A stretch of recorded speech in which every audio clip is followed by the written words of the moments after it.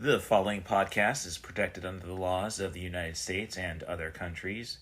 Any unauthorized distribution, duplication, or presentation may be met with civil liability, criminal prosecution, or the wrath of the tall man.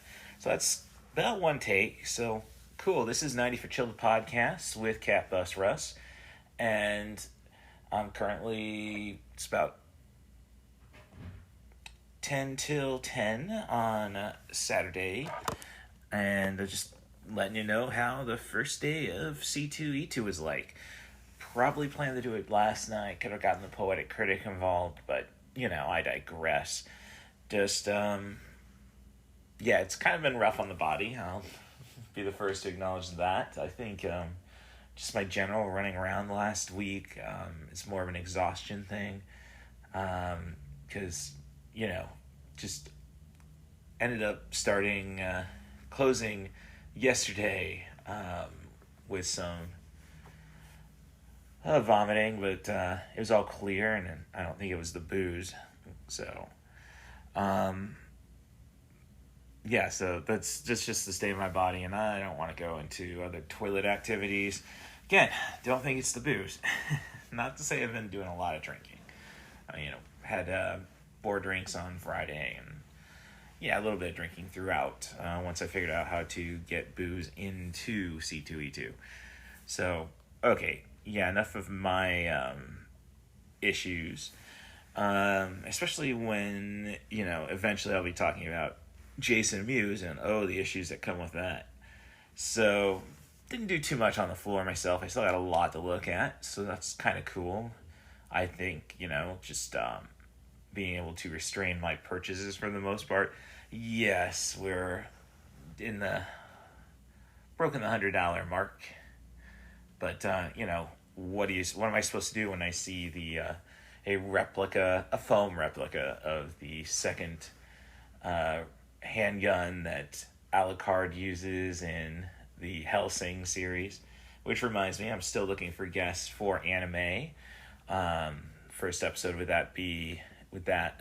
needed a guest for would be the 15th of May. Just want to talk about Japanese animation, so I will make something work, even if it's just, I don't know about movies, but I could do TV shows. I can bend the rules for the month. So that's in the future, of course. Otherwise, I found a copy of the Hayao Miyazaki's Lupin the third movie, Castle of... I'm not even going to try screwing up that pronunciation. Well, or just going off the top of my head. And it's the movie that started the entire Lupin franchise, I believe. Or at least brought it to prominence, I should say. Castle...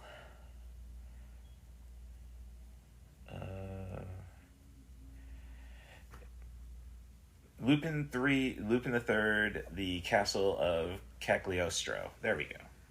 So I found a copy of that, and then I found a limited edition Funko Pop, Tom Serve-Crow, which is just Crow with a red and white finish. But hey, am I going to turn that down? No, of course, I tried. But otherwise, Funko Pops, I think I may be outgrown them finally. Hopefully. It's just more of a space issue.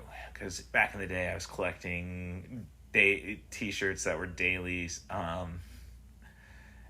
Daily $10 tees, limited edition and such. And I just had too many t-shirts. I say that, and I think I'm probably going to have to buy a t-shirt here. Packing, what have you. We'll get there. How that ended up happening. And no, it was not illness. But when it comes to panels, I really only got 3 of them. I missed, just trying to get myself up and going. I missed the first one I wanted to check out, which featured the Oblivion Bar. And I think they've shown some support for the podcast, at least on the Twitters. And so Sorry about that. Hopefully I'll find you on the artist floor. And, just chat, BS, what have you. So the first panel I went to see was voice acting and narration, hosted by cop turned voice actress. She's probably not going to want to be referred that way. She's the director of the Sheriff Department, Cook County Sheriff's Department, but pandemic, and she took up voice acting, and she seems to be doing pretty well at it. But I can't really say it was much of a. I don't know. I think it's just more me fundamentally being different. Because it wasn't really about the art, like how to manipulate your voice, what have you, which I think would be great for the podcast. In some realm, I suppose. And I could make my own guest up. Yay! So, well, I guess I can try stuff with pitch and what have you. I'm gonna sneeze, bear with me.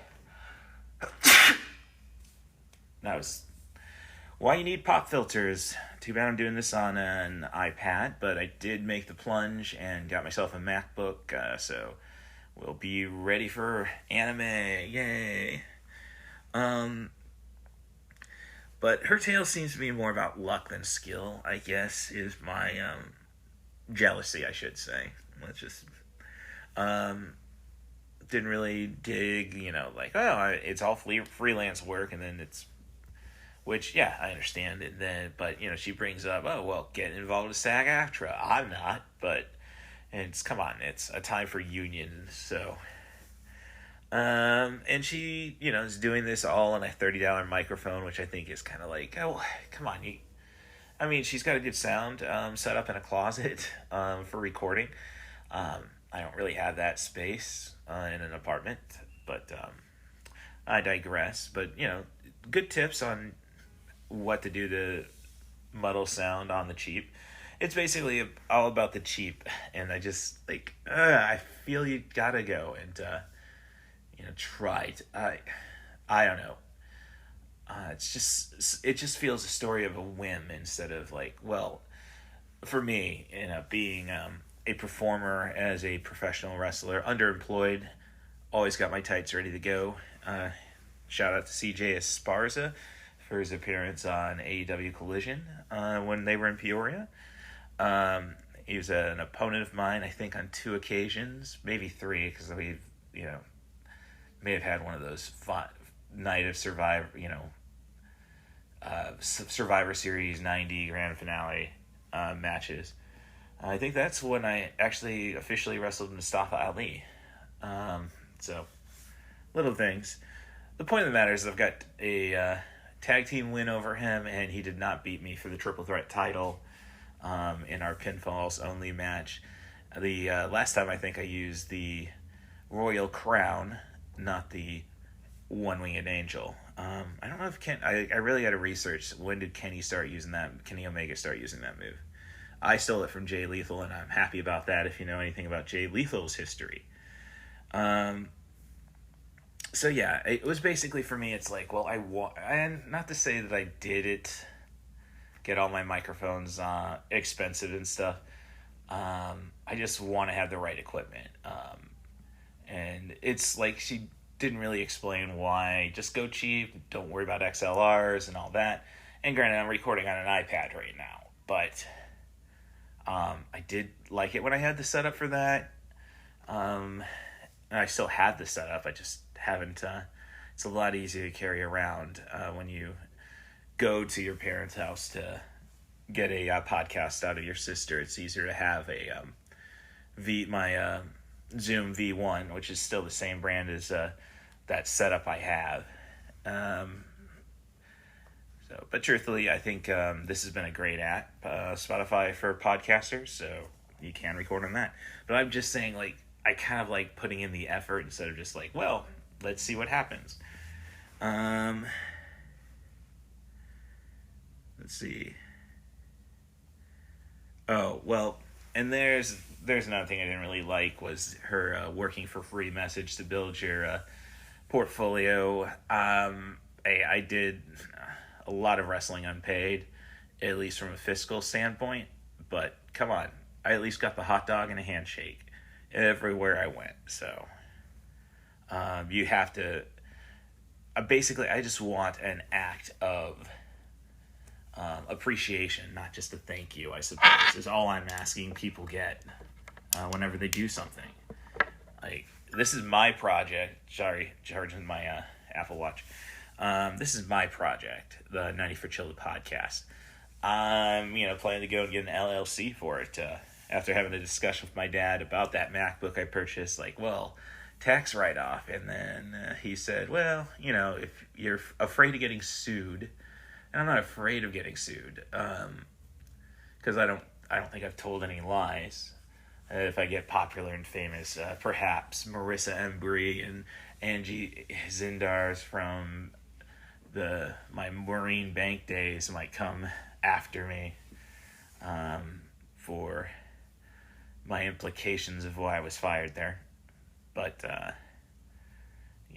that's about it. So as long as I'm on the download, what they're gonna, again, they got to dig it up.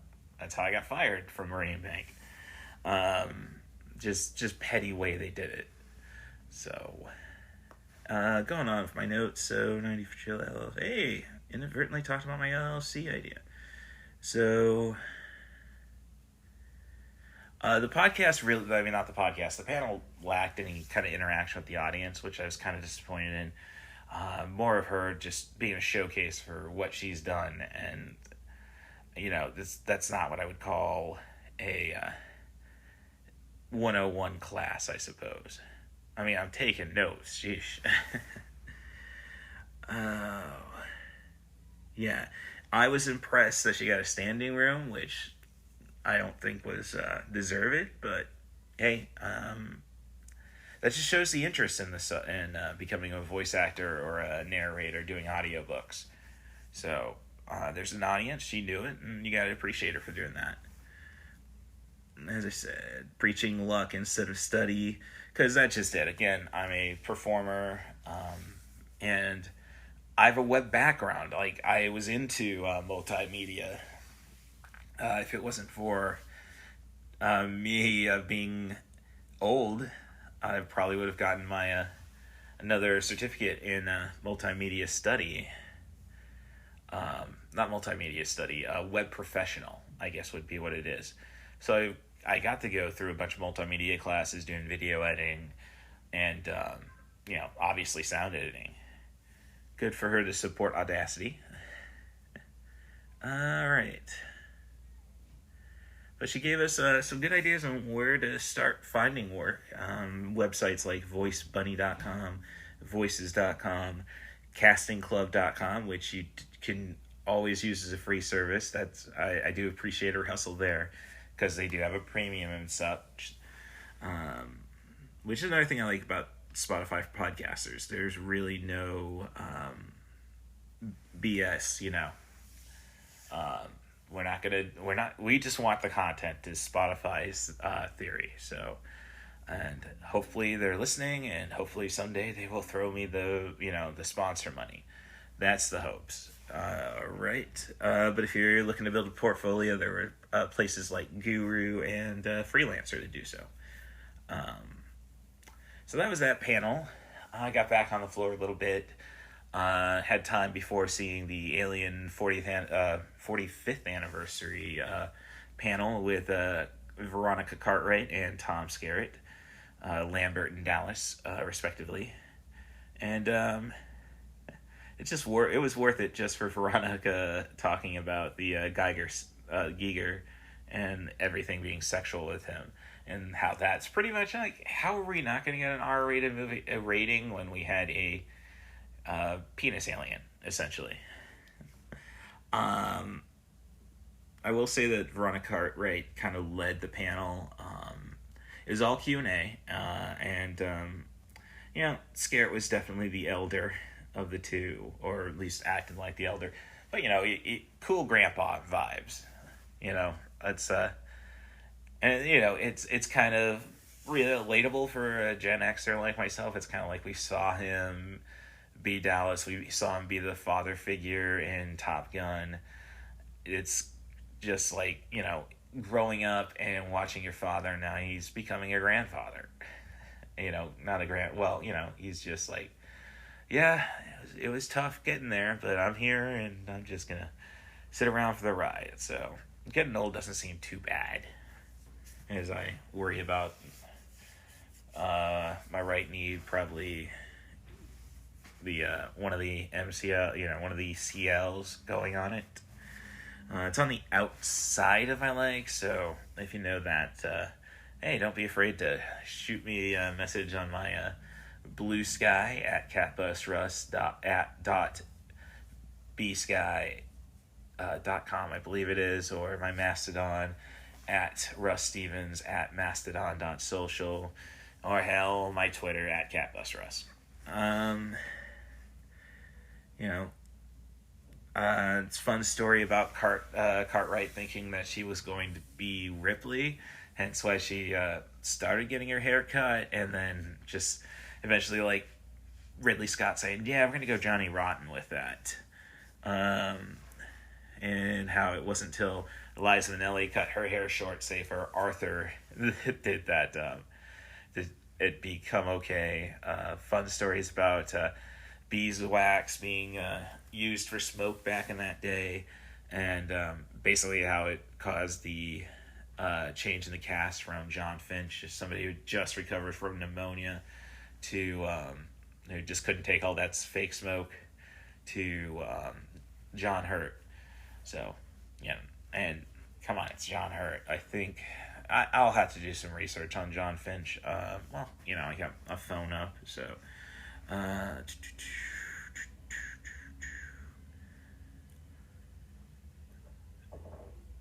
Or John Finn, I suppose, correct? That's probably who it is.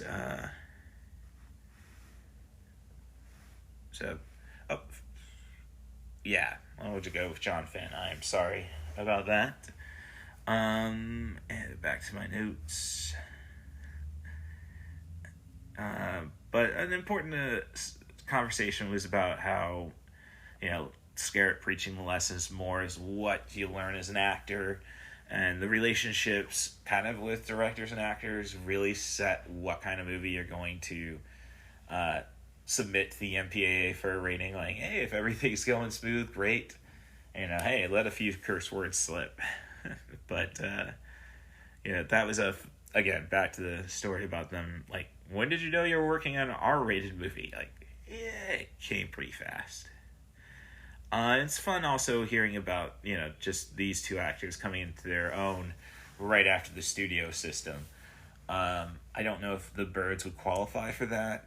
When Cartwright worked for She's a Little Girl in the Birds for Alfred Hitchcock. And didn't really get a good compare-contrast answer to the, what's it like working with Ridley versus Alfred Hitchcock. Basically, like, Ridley came second, so it's like he was an admirer. Didn't really go into style. And, we had, of course, the Tom Skerritt wondering, like, you watched, one guy asked, but he responded, well, you watched Alien at 9? So he's more just worried about parents and the lack of, it was probably an 8, he looked older than me, so 80s kid. And you kind of only disappointment about that panel is they did not get the joke question. So can we straighten out the bonus situation? So, the movie's 45 years old.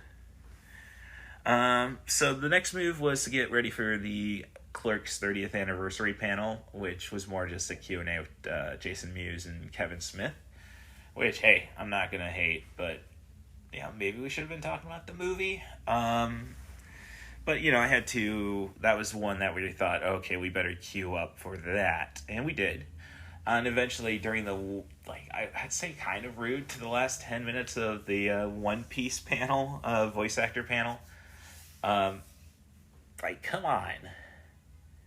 We're queued, but I guess they expected a packed house. There's at least one seat by me, empty.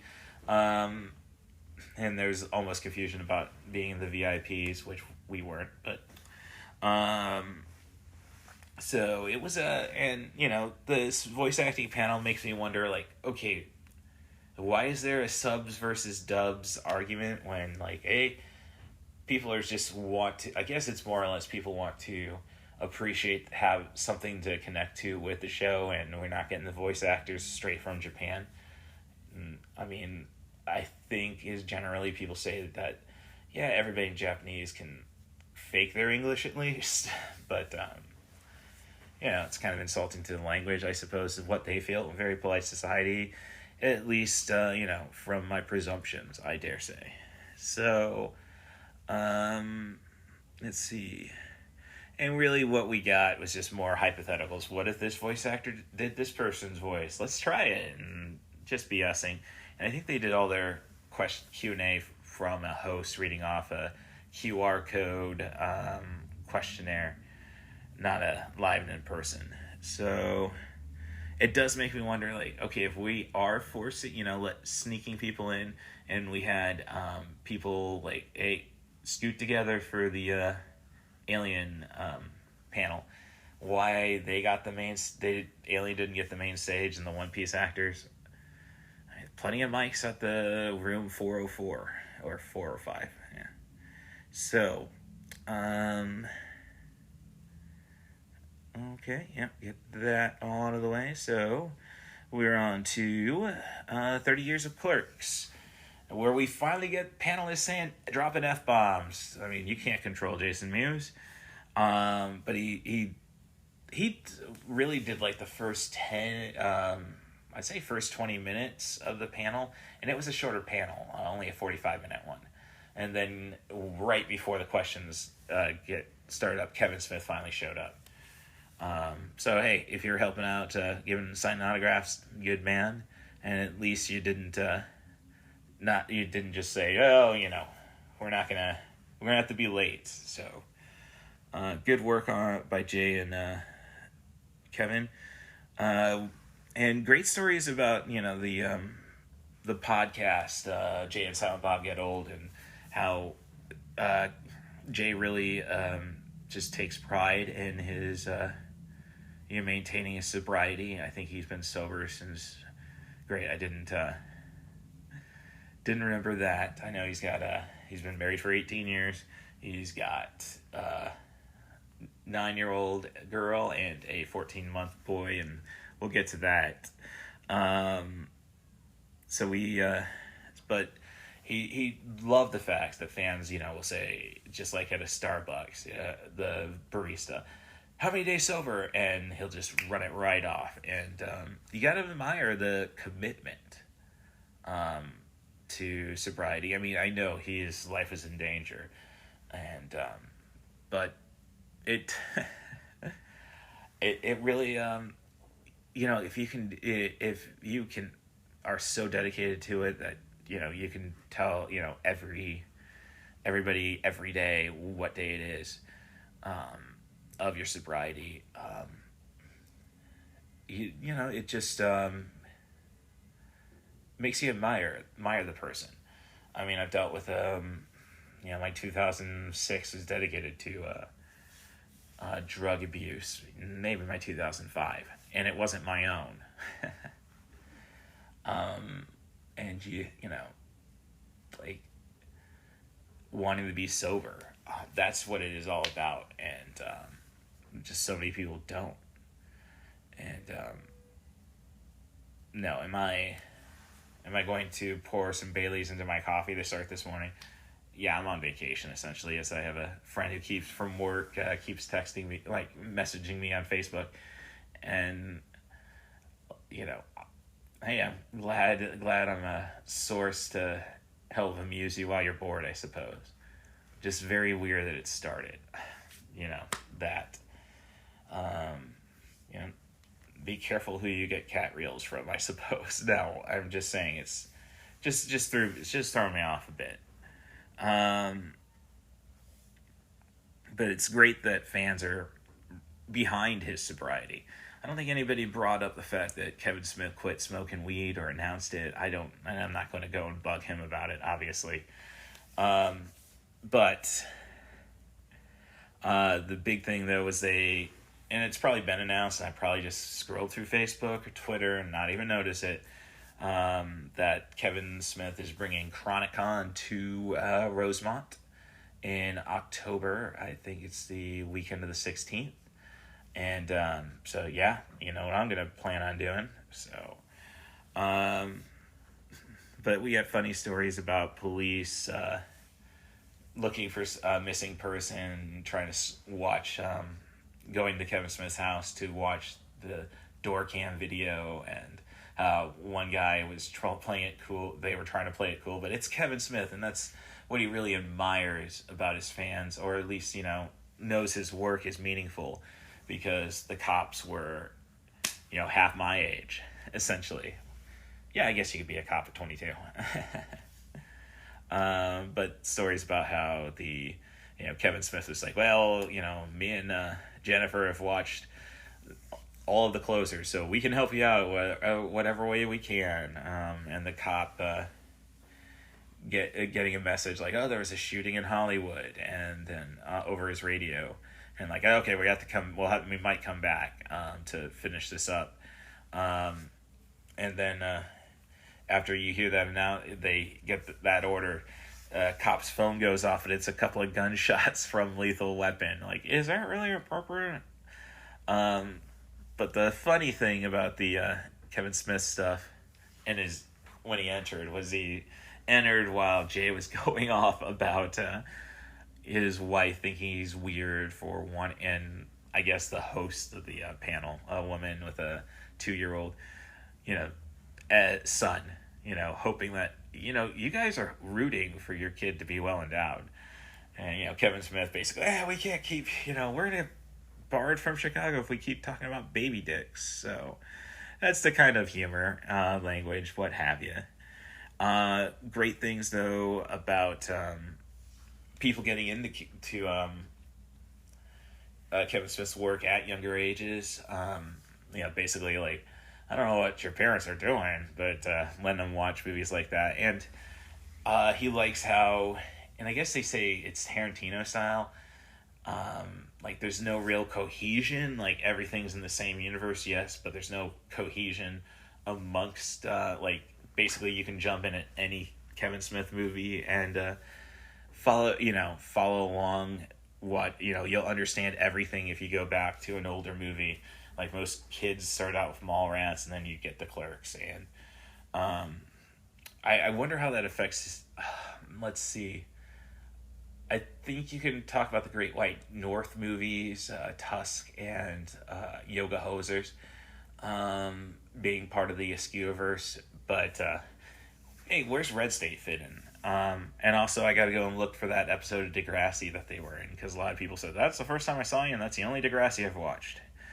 And we have the story about Mallrats 2. Basically, Universal does not know they own Mallrats. Stories about how, you can buy a license for Mallrats to produce products for just about $5,000 because the movie was, everything was done on actual paper, so no computers information. It's not stored in any computers, at least all the legal work. And it's in a warehouse, as Smith said, like at the end of Raiders of the Lost Ark, and they just don't want to take the time to grab it, so they'll just sell it cheap. But they will not make a second movie, and they've been, as Smith said, now it's pretty much, the entire cast is just those old people walking around a mall, which is the only reason to really have malls anymore, sadly. Well, I mean, I could get into it basically, people, underprivileged, underserviced communities need malls because they can't just go on Amazon. And, then we'll get into mom bitching about free internet. No. If we've had to pay, everybody should pay. Yeah, no. It's simple conveniences, phones. Well, I don't know about phones because I am so bloody sick of customers coming up to speaking on their phones as they check out. And it's like, dude, why the heck? Remember the days of, landline onlys and payphones where, hey, you didn't get to chat to somebody for 30 minutes. Well, you could chat to them, but then it's like you can't take it with you. I don't like people talking on the phone if it's for a long period of time. Like, oh, I'm just having an entire conversation. Hate earbuds, because people will do that now. Like, oh, just talk. And it's like, no, not talking to you. Person who's I want to should want to make this transaction smoothly too. So yeah, let's just, like, I don't know, first world problem, and perhaps that's another thing about people. It's too expensive to have a text plan, data plan. Nope, we're just gonna talk and use as much as we can. So yeah. So otherwise, we pretty much all left around the same time. The Poetic Critic, myself, and her boyfriend.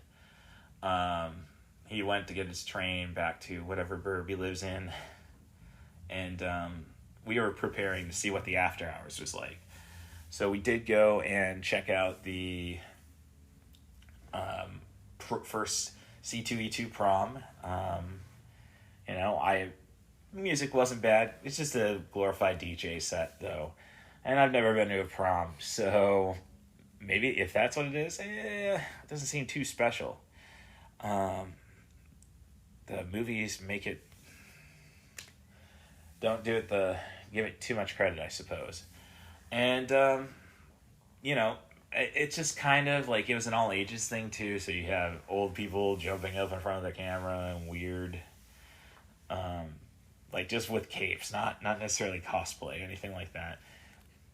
And you got tables where you got little kids, bopping their heads and, trying to make sure you don't run over one of them. So yeah, it's a interesting situation, but good DJ set, nice Pokemon theme song, sing along. Not enough commitment to songs. Like, look, everybody will straighten it out to find some order to do a thriller or dance.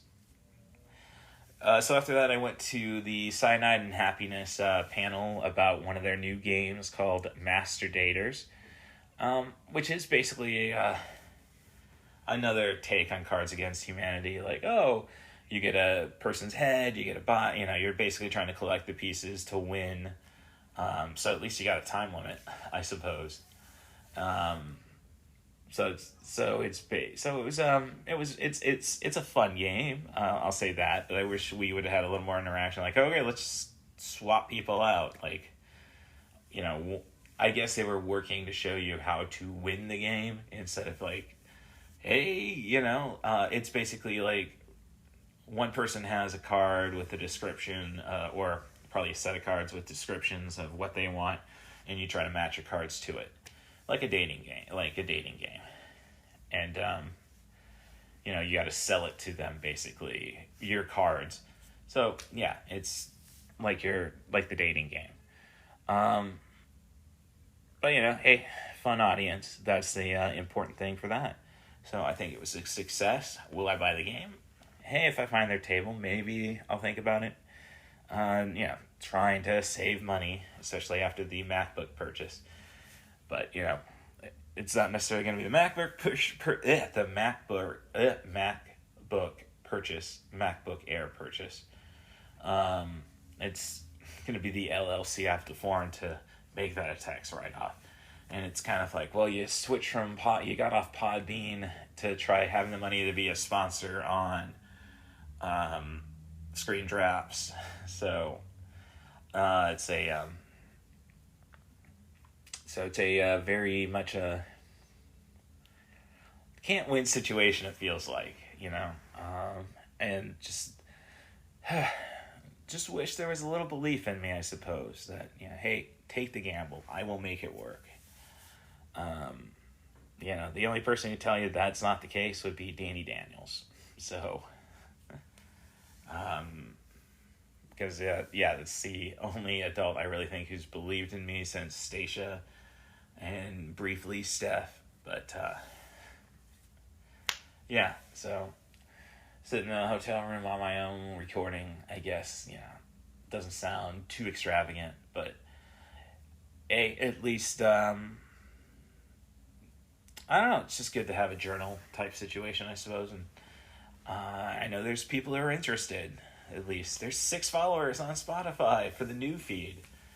I think a lot of people are still trying to just like, oh, nothing's coming up on the old feed. So, but thank you for taking the time to listen to this bonus episode of 90 for Chill, the podcast with CatBusRuss. As I say, I'm looking for guests. I'm going to have to probably try to sneak into anime panels, see if I can get some attention there. But as I say, May is going to be dedicated to anime, Japanese animation, and looking for guests for the 15th and 30th. There we go. And I'll get those times posted when I'm available. But I'll make anything work. So if you just send an email to rustthebus07@gmail.com with a movie theme, director, or, as I say, I can make some series work. I'll figure that out. Because back in the day, I was buying VHS tapes, which, if you're lucky, had 3 episodes on it. So I can make anything work for this month. Send an email to rustthebus07@gmail.com. That's RUSSTHEBUS07@gmail.com. Or, again, my social medias, at CatBusRuss on Blue Sky, and Twitter, and at Russ Stevens at Mastodon.social on Mastodon. All I really have left to do is thank Station Marie Harden for, I guess, let me find that, let me be at that Jay and Silent Bob panel. She lost her life to heroin addiction, and, it's just good to know that, hey, there's things to dedicate yourself to that are constructive. But she's the addiction got her through, the addiction kind of just got her, surviving being a person who was used a lot, and but she was not going to say no to anybody, helping anybody, and I try to live by that, and now I'm thinking, oh, maybe I shouldn't be drinking so much. It's just great to think about her and think about what she would want me to do. And I know she's looking after me, and I hope she's and doing the same for everybody else she touched in her life. And I hope she's just cuddling the ever-loving ectoplasm out of Skimbleshanks, the one-eared angel. So, that'll do it for today. I'll try to post this up immediately. Thank you, Spotify, for podcasters because of that. Hey, maybe I should at least get some payment for that, I suppose. Come on, Spotify. I know you're listening. And, Newcastle's killing Sheffield United right now. So everything should be coming up Millhouse for me. Thanks for listening to 90 for Chill, the podcast with CatBusRuss. And may I get a wahoo.